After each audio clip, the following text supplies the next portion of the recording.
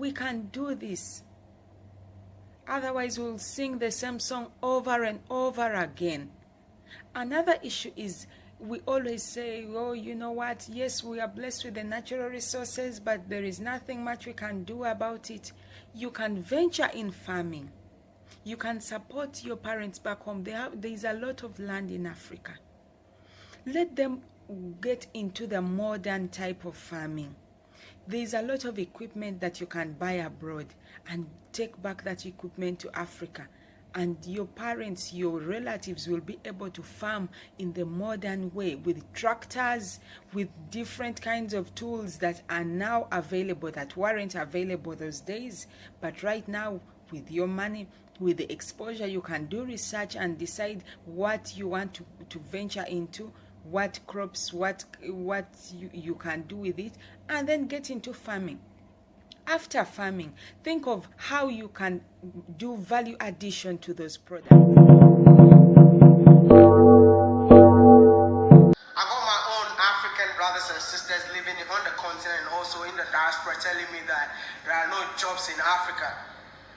So why are you telling us to go back to Africa? But I'm just... Hi everybody, welcome back to my channel. Today I bring you a topic that is a bit out of the ordinary. So today I came across a video recently from a YouTuber known as WodeMaya. For those of you who don't know WodeMaya, he is a Ghanaian YouTuber that has been running a movement known as the Africa to the World movement.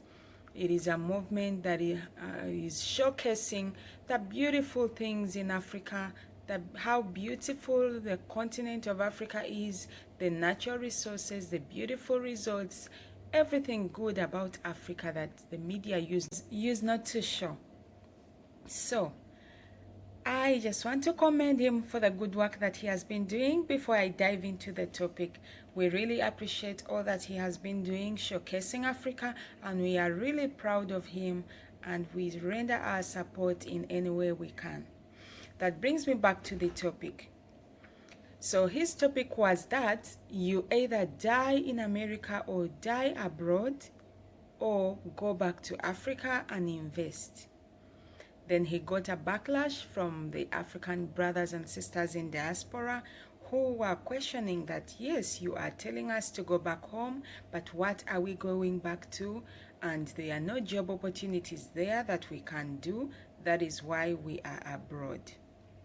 Oh yes, I believe whatever you are saying, you have a reason to say so, but my main point is we really need to change our mindset.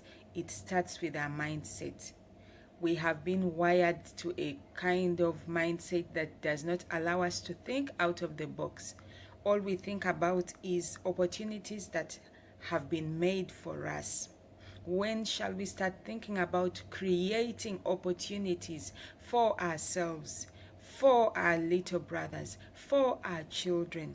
That is one thing that if you have been lucky enough to go abroad, you learn that from most of these guys abroad, that they always try to invent.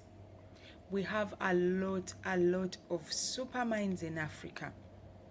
So much wisdom, so much inventions and innovations that we can come up with, but we never utilize the God-given wisdom and resources that God has given us. Africa is so blessed in so many ways. There is a lot that we can achieve if only we can think out of the box, change our mindset from looking for opportunities to creating those opportunities ourselves. For example, instead of having the mindset that somebody needs to create a job for you to come and do, you need to think, how can I create jobs? What can I do? How can we use the resources that Africa already has to create jobs for ourselves and our children? For those of us abroad, my encouragement to you is that yes, we may really be comfortable living abroad, but east or west, home is best. We need to think of investing back home, because time will come when we have no choice but to go back home. What shall we go back to? at least let the reasons that made us run away from home to come and look for greener pastures, let us use the opportunity to create those greener pastures back home, so that our children will not have to come abroad, so that our relatives will not have to come abroad and go through whatever we go through in order to make it. If you came abroad to study, use that wisdom and invest it back home. There are things you've learned, there are skills that you have acquired that when put to good use back home, you can change the community, you can change the society, you can change your nation. Go back and teach, train those who do not have the same opportunity as you to come and study abroad. Go back home and train them. Let them acquire the same skill. Come up with something new. If you look at the road network abroad, if you look at there are a lot of things that we learn when we come here. We learn a lot of things. How about we take back that same knowledge back home? And also to encourage those back home, if there is a skill that you know how to do, maybe art, maybe crafts, whatever it is, start with that. Think of it in a bigger picture. How can I export this abroad? You can export and you can sell and make a lot of money. I know there are so many dynamics here and there. We politicize most of our problems, but some of our problems start with us. And even change will start with you. Before your local council chairman comes to solve your problem, you must work on it yourself. Let us train our children to learn, to have the mindset, to think, to create, to be innovative, not to be dependent on the system. Because first of all, our education system is so bad back home. It is so bad. I don't know about you, but where I come from in Uganda, our education system is not that good. So we need to start training our children as parents to be innovative. Give them the chance to do what they can do. If you give them the chance, those children you won't believe what they can come up with. But we don't. Even when the education system is bad, for you at home, let those children explore whatever talents they have, whatever gifts they have, nurture them. We can do this. Otherwise, we'll sing the same song over and over again. Another issue is we always say, oh, you know what? Yes, we are blessed with the natural resources, but there is nothing much we can do about it. You can venture in farming. You can support your parents back home. There is a lot of land in Africa. Let them get into the modern type of farming. There is a lot of equipment that you can buy abroad and take back that equipment to Africa. And your parents, your relatives will be able to farm in the modern way with tractors, with different kinds of tools that are now available that weren't available those days. But right now, with your money, with the exposure, you can do research and decide what you want to venture into, what crops, what you can do with it, and then get into farming. After farming, think of how you can do value addition to those products. So that will enable you to make more money, and also through value addition, of course, you will be creating new jobs for the young people in your community.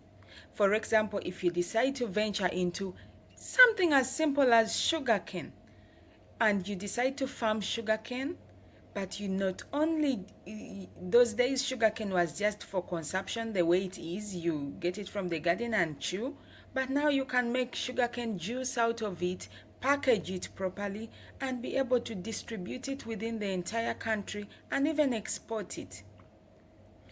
Even just fruits. You can venture into fruits, but add value to them. Package them well. You can even export them or even sell them within the country or within the continent. Brand them. There is a lot of things you can do. A lot of things we can do as Africans, but we always just want to sit back and be comfortable and wait for other people to come and create these jobs for us, or come and try and add value to whatever we already had in our villages and then come back and sell it to us? Really? We need to think out of the box. We need to change our minds. We need to change. Our mindset needs to change. Otherwise, this is a great movement, but we all need to be part of it. It starts with us. Each one of us has a role to play. Either those who are abroad or those who are at home, we all have a part to play if we want Africa to rise again. And indeed, Africa is rising each day. Africa is rising. As you're still contemplating on what decision to make, people are making decisions to invest every day. And trust me, it is so beautiful seeing fellow Africans, fellow youthful Africans, building estates, building hotels, coming up with different brands in a small way. It will grow. Nurture it, it will grow. You can go back home and start a small company, but trust me, within 5 years, it won't be the same. If you give it time, it will not be the same. Do your research properly, see what you can venture into, check what you're passionate about. Go back home and do that. You may not go back immediately or abruptly. It can be a gradual process, but think through it, do your research, plan ahead, save up for it. Do not wait for the world to ambush you, because the way things are going, everything is changing. We are no longer sure where the world is heading right now. So you may be caught up in a situation whereby the only choice you have is to go back home. So make sure you plan ahead. Otherwise, thank you for watching my channel today. I really appreciate. If you haven't yet subscribed, what are you waiting for? Make sure you subscribe. Do not forget to click on the bell button in order to get notifications whenever I upload a new video. Otherwise, thank you guys for listening, and I really hope we all make Africa rise again. Pamoja milele. Thank you guys.